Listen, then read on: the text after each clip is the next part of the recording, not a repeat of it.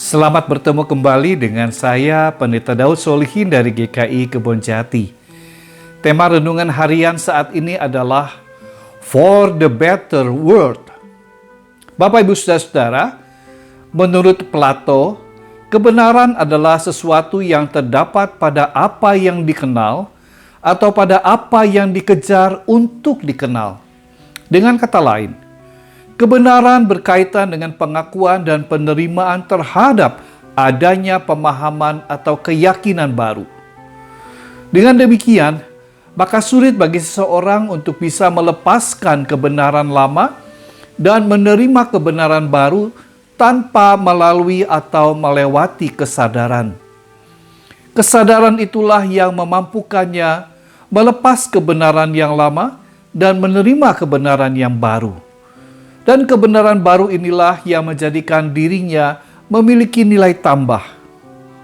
Ia lebih memiliki pengetahuan, keahlian, karakter yang lebih baik dan bermanfaat daripada ketika ia berada dalam kebenaran yang lama. Bagi Petrus, tidak mudah baginya untuk bisa menerima kenyataan bahwa ada orang bukan Yahudi yang diselamatkan oleh Yesus. Petrus harus mencabut ke akar-akarnya bahwa pemahaman makan makanan haram menurut pemahaman Yudaisme sampai ia diberikan penglihatan oleh Tuhan untuk makan daging dari binatang berkaki 4.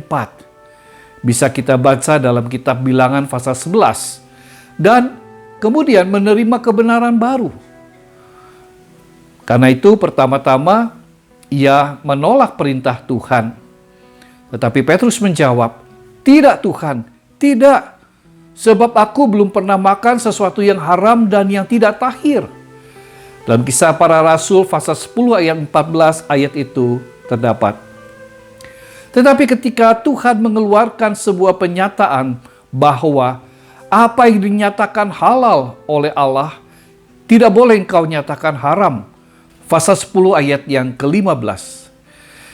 Menghadapi kebenaran absolut, maka kebenaran minor perlu menundukkan dirinya. Penglihatan itu rupanya adalah inisiatif Tuhan untuk Petrus, karena tidak mudah bagi Petrus untuk menerima orang bukan Yahudi diselamatkan Yesus, agar ia menerima Cornelius, seorang perwira pasukan Romawi atau centurion yang disebut pasukan Italia.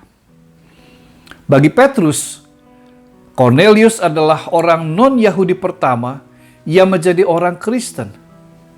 Sebagai seorang yang telah menerima Yesus sebagai juru selamatnya.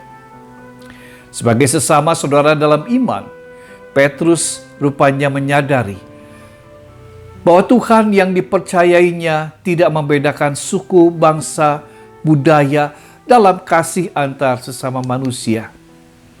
Karena itu saudara, marilah kita meluaskan semangat persaudaraan di antara umat manusia tanpa membedakan dan mengasingkan sesama karena pengajaran agama yang berbeda. Karena Tuhan Allah yang kita imani adalah Dia yang mengasihi semua umat manusia. Mari kita juga mendoakan agar pemerintah negara kita semakin baik dalam melakukan keadilan bagi seluruh penganut agama dan kepercayaan yang ada di Indonesia. Tuhan memberkati.